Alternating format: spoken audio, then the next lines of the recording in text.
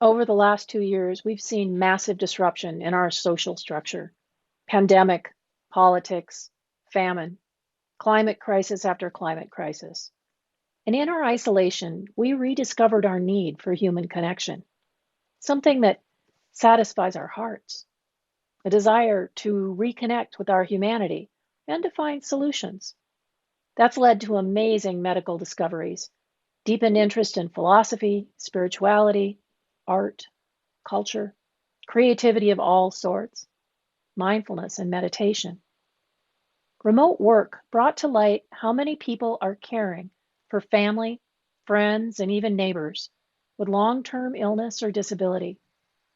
These people, referred to as family caregivers, are unpaid for their service and don't really recognize that label, caregiver. They're just helping out, doing what they can or what they must, but care they do, and their sacrifices and stories are being revealed.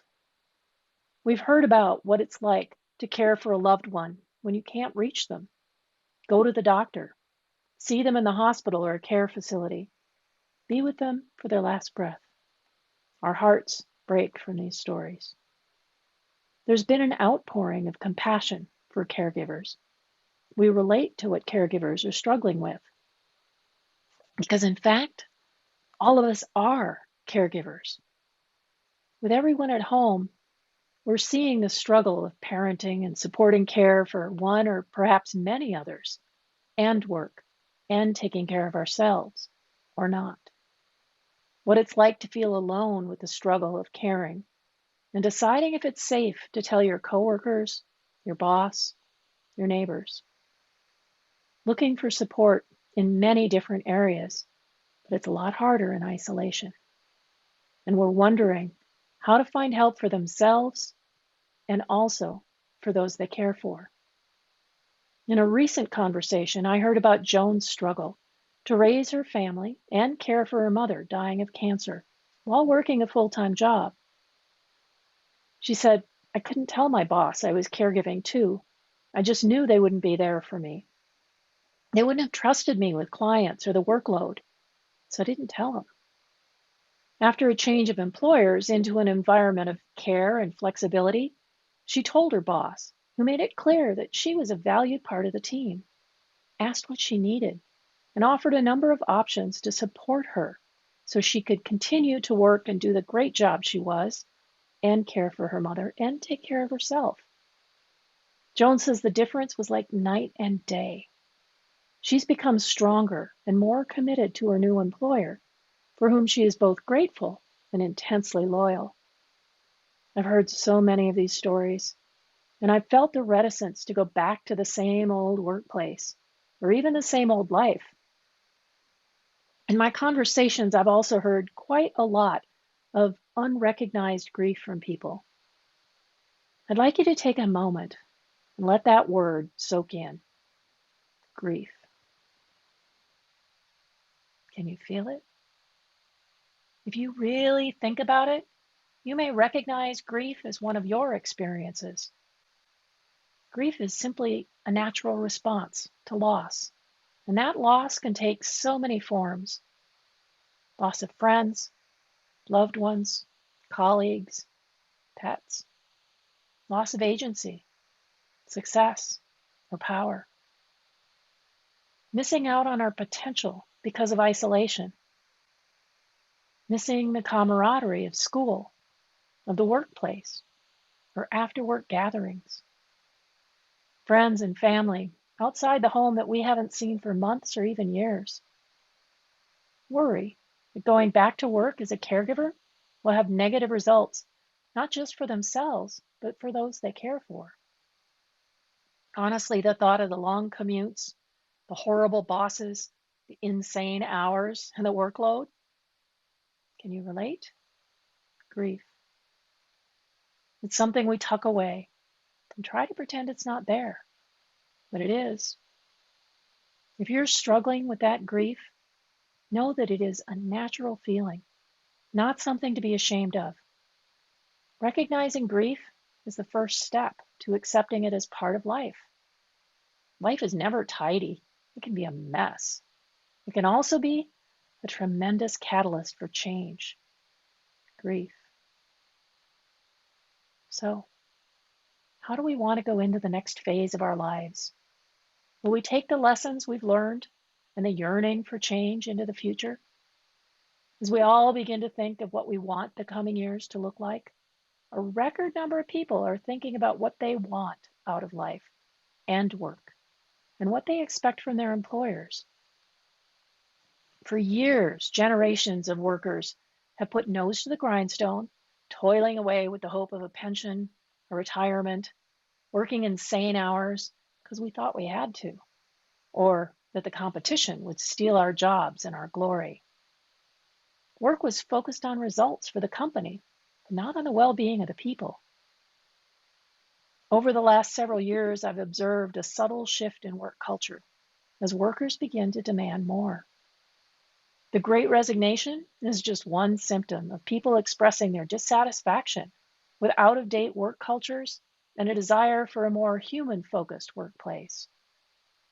Remote work forced employers to wake up to the fact that more than half of employees are likely caring for loved ones as well as working. Leaders realize the challenges caregivers are facing, many of them in a deeply personal way. How will we adapt to create a work culture that nurtures and encourages our teams to be their best, including caring for each other in times of struggle? There are lots of venture capital investments in companies who develop frameworks and tools and services to serve caregivers and their families. There's a lot of investment, too, in organizations who help caregivers manage their duties and workload, as well as their mental and physical health. And self-care apps to help us all be more mindful, train our brains and health and wellness overall. It's an amazing time to work in the mindfulness and people management space. And I'm working with individuals and companies desiring to support the wellness of their people. Here are some of the things that I've heard out there in the world. One thing isolation does, it kind of makes us turn inward. We may not see what's going on with other people. It's actually made us really bad communicators. Several people told me they didn't know how to go to a face-to-face meeting and talk to people. It was just so unfamiliar. We need to work through that unfamiliar feeling if we're going to change culture. Businesses large and small are reaching out to employees to really listen to what they want work to be like. This is more than random surveys and 360s. Focus groups and commissions are being formed within the company to reinvent what working together should look like. Leadership is listening, and new policies and programs are in place for time sharing, affinity groups for those struggling with parenting, stress, remote work. Counselors and coaches are available for support. One huge Fortune 100 company, seeing the distress of the workforce managing family and work and home, hired a concierge service. If you needed to work but first had to find respite care for dad, someone to install better broadband, a tutor, a dog walker, somebody to pick up the groceries, the concierge takes the hassle off your hands so you can stay focused on work without feeling absent. A marketing agency brought all employees together in a virtual retreat where they learned skills to reduce stress, have more effective conversations, and make simple mindfulness practices a regular part of the routine. The company reported an increased feeling of communication, cohesion, and reduced stress between individuals. A service company with offices around the world offers staff shorter required hours and optional mental health days. Recognizing that having a bad day happens to all of us, teams work together to cover each other, and interpersonal communication is improved. A team leader switched all meetings to start at 10 minutes after the hour to allow a break to take a breath, relax between meetings. Consultants provide services to help manage grief, provide training in conflict resolution and mindfulness to address the stress levels we are all feeling, boosting productivity and resilience.